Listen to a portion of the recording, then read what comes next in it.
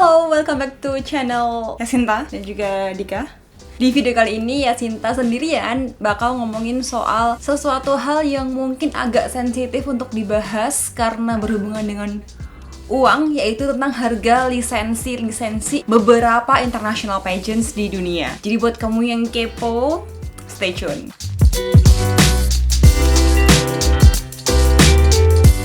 Nah, first of all, Yasinta dan juga Dika mau minta maaf banget karena kita udah skip 3-4 minggu gak upload video. Semoga teman-teman gak marah, dan mulai minggu ini kita akan rutin untuk upload lagi seperti biasanya. Nah, selain itu, kenapa sendirian? Karena kita semua bertanggung jawab untuk social maupun physical distancing. Jadi beberapa video ke depan yang akan teman-teman saksikan itu sendiri-sendiri, antara Yasinta sendiri, Dika sendiri, karena kita nggak memungkinkan buat ketemu. Jadi please bear with us untuk beberapa video ke depan. Semoga situasi yang terdampak oleh virus corona ini semoga segera membaik, jadi kita semua bisa beraktivitas dengan normal kembali. Nah, langsung saja kita akan ke pembahasan harga lisensi pageant yang kita mulai dari Miss Earth. Miss Earth sendiri di Indonesia dikelola atau dinaungi atau lisensinya dimiliki oleh Yayasan Eljon Pageant. Ini berbagai sumber yang kita dapat untuk membuat bahan video ini paling baru ada di tahun 2017.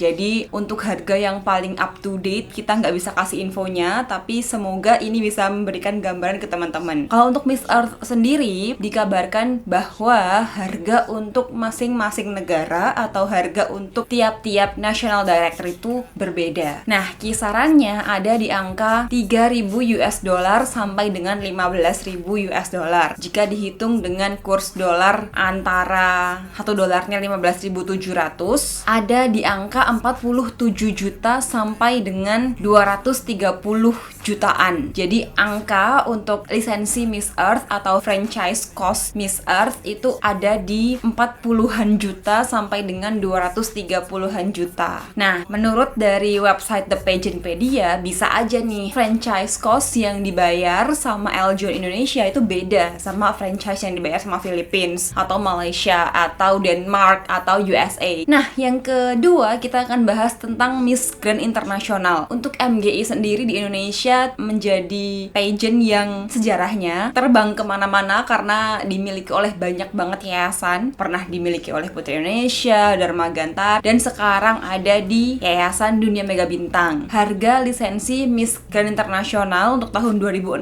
sendiri itu ada di kisaran 1.000 US dollar atau sekitar 15.700.000. Nah, kalau untuk MGI sendiri harga lisensinya itu sama untuk semua negara. Jadi harga yang dibayar sama Indonesia sama dengan negara-negara yang lain. Namun mungkin saja harga ini bisa naik karena harga 1.000 dolar ini itu ada di tahun 2016 kan ya, mempertimbangkan inflasi dan lain sebagainya, harganya pasti naik. Next kita ke Miss Supranational. Nah, untuk Miss Supranational sendiri itu harga lisensinya sama dengan Miss Grand International atau di angka 1.000 US dollar sekitar 15.700.000-an. Untuk Miss Grand dan Miss Supranational menurut aku sangat pantas untuk diapresiasi karena harga lisensi itu murah, tapi produksi malam finalnya, karantinanya itu sangat memukau. Jadi mungkin dengan harga yang dibayar oleh national director kemudian dengan produksinya yang kayak gitu, kayak niat ya mereka ini. Next, kita akan bahas tentang Miss International. Nah, Miss International ini agak unik karena menurut The Pageantpedia untuk pembayaran lisensi Miss International ini dibayar setiap 2 tahun sekali. Misalnya tahun 2020 YPI membayar 2.000 US dollar. Nah, tahun depannya YPI tidak perlu membayar lagi. Jadi pembayarannya itu termnya 2 tahun. Kalau misalkan YPI membayar 2.000 berarti lisensi untuk masing-masing tahun bisa kita hitung berarti 1.000. Tapi harga lisensi untuk Miss International juga sangat beragam. Ada di antara angka 1.000 US dollar sampai dengan 10.000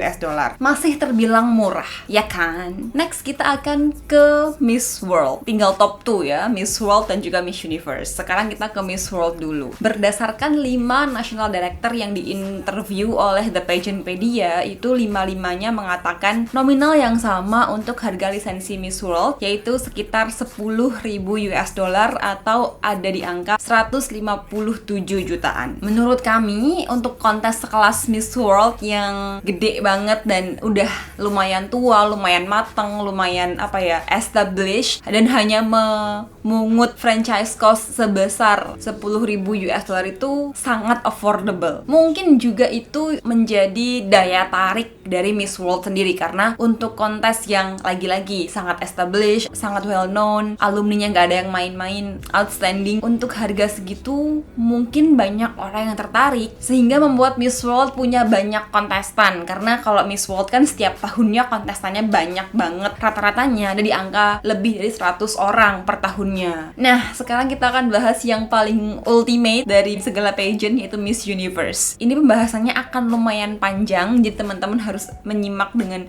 sangat hati-hati. Menurut dua website yang kita cek, yaitu The Pageantpedia dan juga Sash and Script, harga franchise untuk Miss Universe itu berbeda tiap national director. Untuk beberapa negara-negara kecil, mereka membayar di angka 10.000 US dollar atau sama dengan harga franchise dari Miss World, sekitar 157 jutaan. Hal ini terjadi dengan Albania ketika zaman Donald Trump itu mereka membayar franchise sebesar 10.000 US dollar. Tapi kan itu zaman Donald Trump, mungkin sekarang juga udah naik. Nah, di tahun yang sama ketika Albania membayar 10.000 US dollar ketika Miss Universe masih dimiliki Donald Trump, Thailand itu sudah membayar sebanyak 120.000 US dollar untuk harga lisensinya. Nah, kalau dirupiahkan itu sekitar 1,2 miliar rupiah.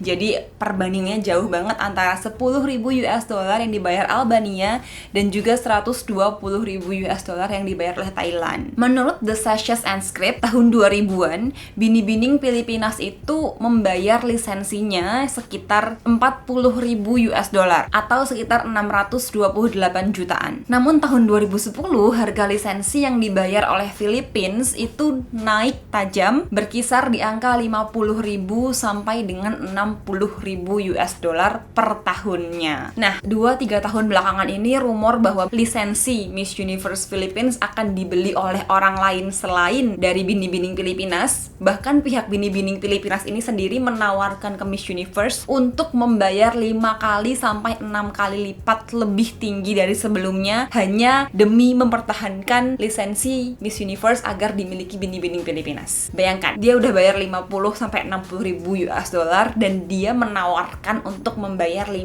sampai 6 kali lipat lebih tinggi. Di negara powerhouse Miss Universe Venezuela tahun 2003, franchise fee atau franchise cost yang dibayar oleh Venezuela sudah ada di angka kisaran 70.000 sampai dengan 80.000 US dollar atau di angka 1 miliar lebih, itu ada di tahun 2003. Akhir-akhir ini dikabarkan bahwa Venezuela membayarkan 120.000 US dollar setiap tahunnya sebagai franchise fee ke Miss Universe Organization. 120.000 US dollar. Bahkan beberapa organizer di Venezuela juga mengaku mereka rela untuk membayar franchise fee Miss Universe yang lebih tinggi dan lebih mahal berkali-kali lipat jika dibandingkan dengan Miss World. Padahal Miss Universe dan Miss World kan kontesnya yang sama-sama besar, sama-sama sudah established, tapi karena hype, karena exposure, karena penyelenggaraan dari Miss Universe di Venezuela mungkin dianggap lebih wow, lebih disukai oleh masyarakat Venezuela, makanya organizer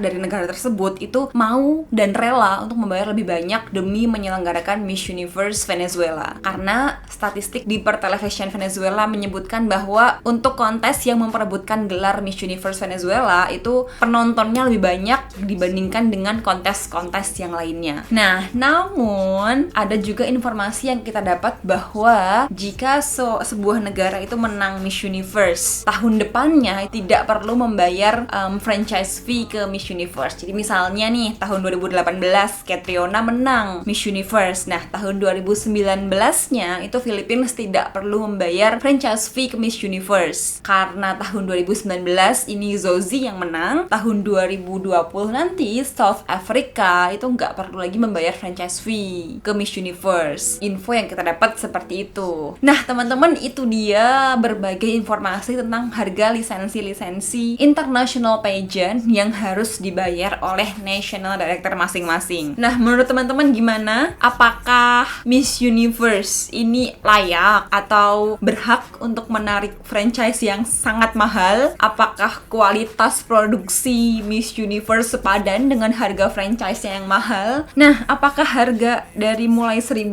US dollar sampai dengan 120.000 US dollar ini menurut teman-teman sudah sesuai ekspektasi kalian? Atau menurut kalian harusnya bisa lebih murah sih? Atau itu normal kok untuk sekelas Miss Universe, sekelas Miss World? Silahkan tulis di kolom komentar, menurut kalian berapa sih harga lisensi pageant yang masuk akal? Nah teman-teman, itu dia video kali ini. Maaf banget karena mungkin dari segi backgroundnya agak beda atau lightingnya agak beda, mohon dimaafkan. Dan semoga video ini membantu teman-teman untuk di rumah aja. Semoga video ini membuat kalian bersemangat, karena to be honest banyak banget yang nanyain ke kita, Kak mana videonya, kok nggak update-update. Iya maaf banget, tapi kita berdua berusaha semaksimal mungkin untuk nggak lagi skip upload ke depannya. Jadi semoga teman-teman tetap enjoy, jangan lupa untuk tetap social distancing agar kita semua bisa membantu dan berperan aktif untuk mengurangi penyebaran dari virus corona. Ya, terima kasih banyak sudah nonton. Jangan lupa untuk like,